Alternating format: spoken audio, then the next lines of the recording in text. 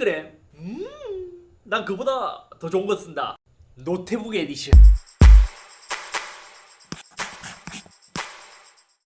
안녕하세요, 이쌤입니다. 요즘 진짜 뜨거운 제품이자 갤럭시 S23보다 오히려 더 핫한 새롭게 출시한 노트북 갤럭시북 3 프로 언박싱과 첫인상입니다. 원래 언팩을 진행했을 때 여러가지의 신제품들이 출시하는데 그 중에서 보통 다른 제품보다 스마트폰이 가장 큰 인기거든요. 상대적으로 갤럭시북에 대한 화제는 덜한데 이번엔 어찌 반대가 되어버렸어요. 이유는 간단하죠. 새로운 제품인데 가격을 너무 저렴하게 출시했기 때문입니다. 그냥 진짜 미쳤나 싶을 정도로 진짜 저렴하게 출시했어요. 원래 LG나 삼성, 국내 브랜드의 노트북들은 가격이 대체로 비싸기 때문에 이 정도 스펙에 이 정도의 가격으로 출시할 것이라고는 상상도 하지 못했고, 그래서 이번에 워낙 저렴하다 보니까 노트북을 장만하려고 하셨던 분들이 엄청 많은 관심을 보이면서 인기를 끈 것 같습니다. 요것에 대해서 살짝 이야기를 해보자면, 저는 당연히 리뷰를 할 거라서 바로 이제 판매하기 시작하는 첫날 그냥 공식 홈페이지인 삼성닷컴 들어가니까 이게 가격이 그램이랑 비슷할 정도로 너무 비싼 거예요. 그래서 이제 11번가에서도 사전 예약을 하기에 들어가 보니까 상대적으로 삼성닷컴에 비해서는 저렴했고, 저는 이것도 고민을 하게 된다면 영상을 또 늦게 올리니까 이제 11번가 사전 예약 가격도 충분히 저렴하다고 생각해서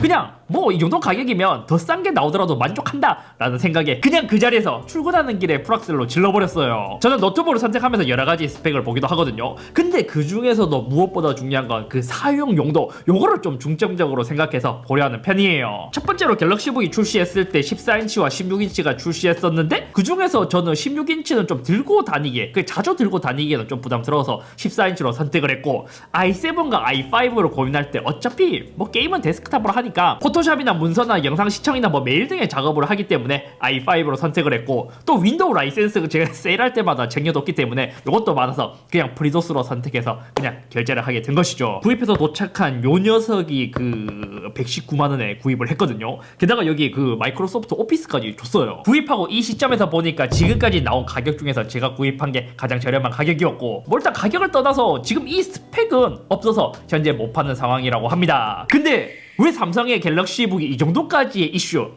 인기를 얻게 되었을까? 아무래도 영원한 라이벌인 LG와 삼성, 동일한 시기에 나온 갤럭시북 3 그리고 LG 그램을 많이 비교할 수밖에 없잖아요. 솔직히 두 가지의 제품 모두 써본 유저 입장에서 그램도 잘 만들었고 갤럭시북도 잘 만들었어요. 근데 봐요, 그램이 지난 10년간 경량한 노트북 시장에서는 진짜 인기를 얻고 엄청 많이 팔렸잖아요.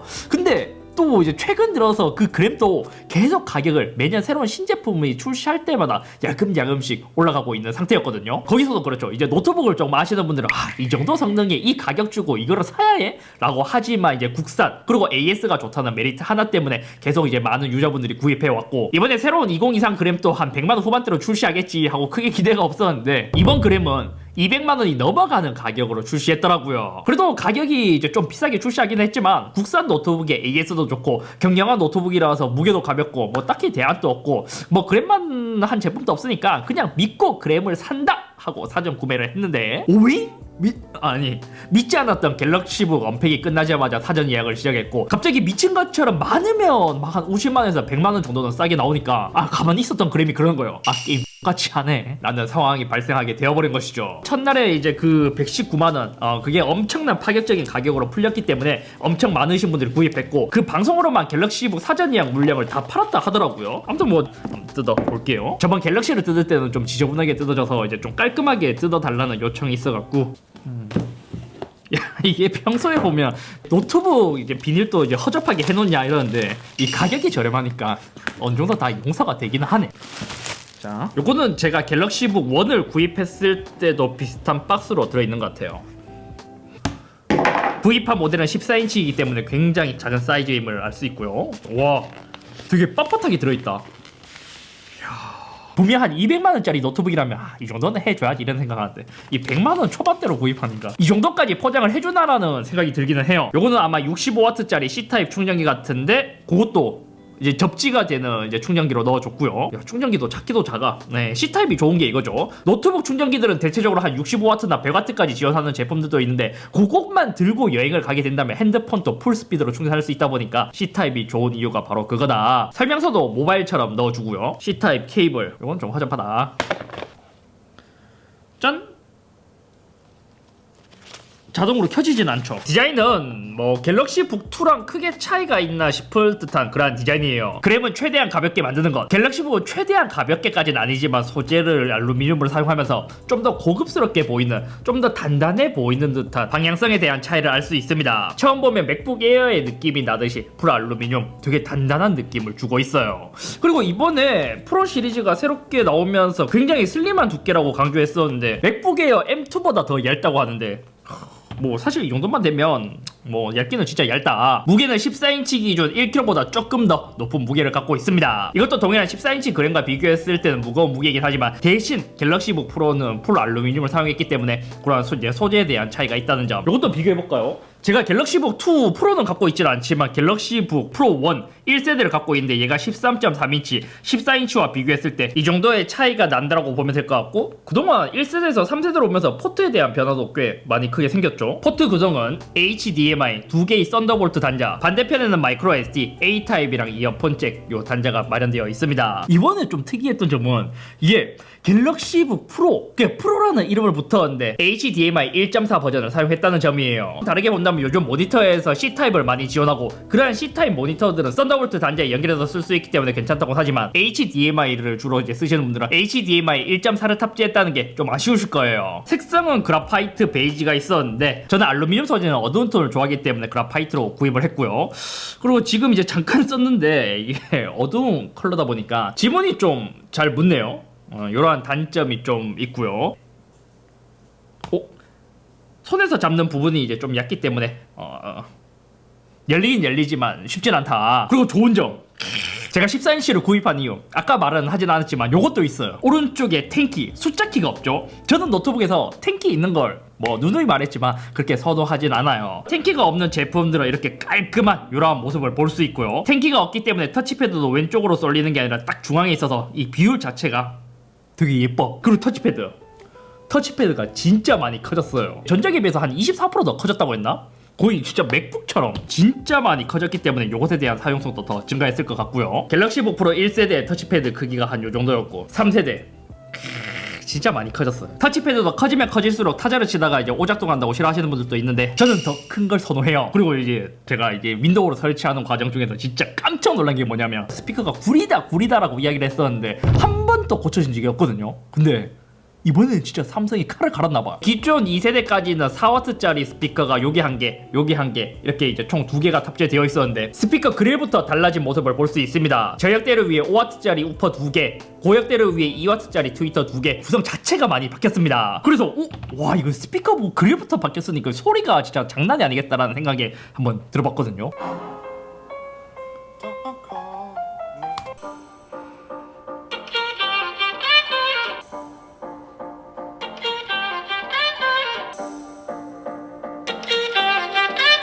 기본적인 소리도 좋아졌지만 여기서 더 대박인 게 뭔지 알아요? 와 나는 삼성 제품 쓰면서 돌비 애트모스 기능이 있더라도 요것에 대해서 막 엄청 크게 체감을 하지 못했지만 이번에 이걸 켜잖아요?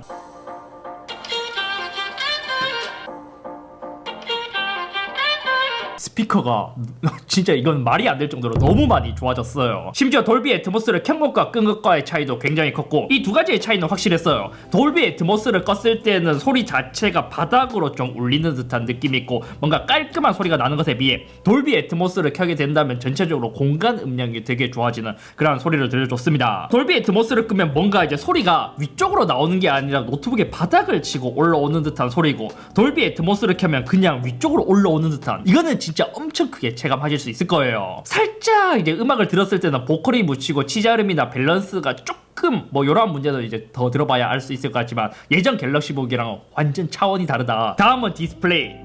사실 갤럭시북에서 프로 2세대까지는 디스플레이가 매우 안 좋다라고도 볼 수 있었죠. 왜냐면 1세대부터 OLED를 탑재하기는 했지만 풀 HD, 그것도 RGB 배열이 일반적이지 않기 때문에 가독성이 너무 안 좋았거든요. 그래서 이제 1세대나 2세대나 모두 가독성에 대한 이슈가 있었고, 좀 과장하자면 오래 보잖아요. 그럼 눈이 진짜 아파서 필요할 정도였어요. 디스플레이에 대해서도 해결 방법은 두 가지가 존재합니다. 첫 번째는 기존에 이상했던 배열에서 원래의 RGB 배열로 바꾸면 가독성이 다시 좋아진다는 점. 두 번째는 해상도를 높여서 PPI 자체를 높여버리는 방법이 있습니다. 그 똑같은 디스플레이의 크기를 갖고 있지만 해상도를 높여버리면 밀도가 높아지기 때문에 선명해 보이는 효과를 누릴 수 있는 것이죠. 이때 삼성은 이제 3세대 갤럭시북으로 오면서 요 두 번째 방법을 선택했습니다. 기존에는 Full HD였지만 이번에는 2880 곱하기 1800으로 바뀌었고, 여기서도 그램과 마찬가지로 이번에는 비율도 변경되었더라고요. 기존에는 영화 보기 좋은 한 16대 9 비율을 갖고 있지만 이제는 문서 작업까지 하기 좋은 한 16대 10 비율로 갖고 있었고, 그리고 스마트폰에 들어가는 것처럼 다이내믹 AM OLED 2X를 탑재했고, 또 재밌는 거 한 가지는 와, 얘가 게이밍도 아닌데 120Hz의 주사율을 탑재했습니다. 디스플레이 설정으로 가보잖아요.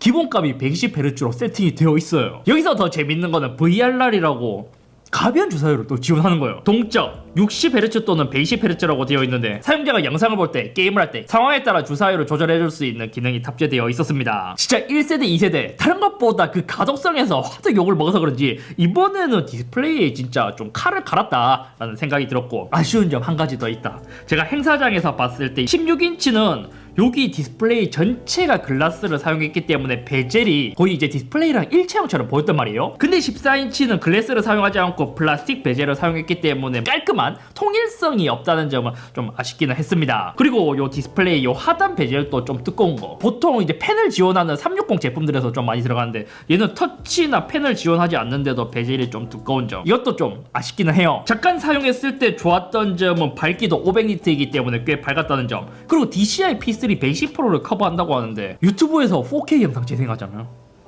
야, 아니 화질이 진짜 미쳤어요. 와, 이 잠깐 봤는데도 전세대 대비 엄청 좋아졌다는 게 체감할 수 있을 정도로 디스플레이는 크게 깔 건 없어. 그리고 나머지는 이제 여기 전면에 Full HD 웹캠을 탑재하고 있고, 그거 한 가지 더 있었다. 잠깐 사용했는데 다른 노트북의 모서리들은 대부분 이제 라운드 처리가 되어 있지 않단 말이에요. 근데 갤럭시북 3세대는 라운드 처리가 되어 있어서 생각보다 좀 거슬리는 부분이 있기도 했습니다. 200%가 기본이지만 150, 125, 100%로 가면서 이게 더 거슬렸던 부분. 전체 화면으로 했을 때 윈도우 UI는 이제 사각으로 되어 있는데 여기 라운드를 깎아버리니까 겹치는 프로그램들은 꽤 거슬렸습니다. 또 하나는 얘가 빛반사 처리가 되어 있지 않는 것 같아요. 그러니까 논글레어나 안티글레어를 지원하지 않는다는 건데, 빛반사 보이나요?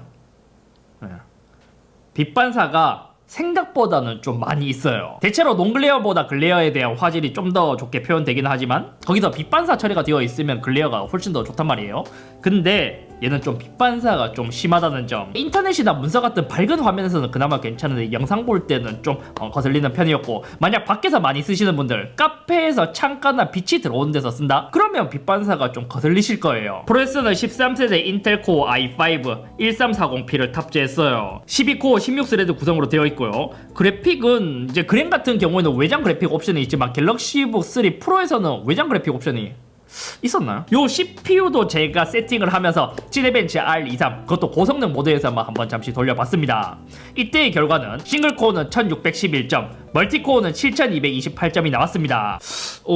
이게 뭐지? 분명히 2023 그램 동일한 i5 1340p 모델, 그것도 뭐 내장 그래픽은 아니고 외장 그래픽 모델이기 때문에 펜이 두 개 탑재되어 있기는 하지만 인치도 조금 다른 16인치 모델로 테스트했을 때는 싱글코어는 조금 더 높았고 멀티코어 점수 차이는 꽤 많이 나는 모습을 볼 수 있었습니다. 아마 갤럭시북이 14인치라고 하기는 하지만 멀티코어에 대한 점수 차이가 꽤 많이 나긴 하더라고요. 그리고 또 특이한 점, 테스트를 하면서 그리고 세팅하는 과정 중에서도 느낀 건데, 지금처럼 뭐 인터넷이나 이제 일반적인 작업할 때는 뜨겁다, 뭐 발열 있다 이렇게 체감될 정도는 아니거든요. 게임을 했을 때는 진짜 요 상단 쪽 있잖아요, 여기가 진짜 손대기 힘들 정도로 좀 많이 뜨겁긴 했습니다. 체감 발열은 2023 그램보다 얘가 알루미늄 소재이기 때문에 이 열 전도율이 더 높아서 이제 체감되는 발열이 더 크게 느껴지는 것일 수도 있고, 만약 제가 14인치 그램의 i5 내장 모델을 구할 수 있으면 한번 요 성능과 발열 한번 비교해보고 싶은데요. 이것도 제가 구입할 수 있으면 한번 구해서 테스트를 해보도록 하겠습니다. 갤럭시북 3 프로 14인치 기준 64W의 배터리를 탑재했습니다. 이 정도 기준으로 1.17kg,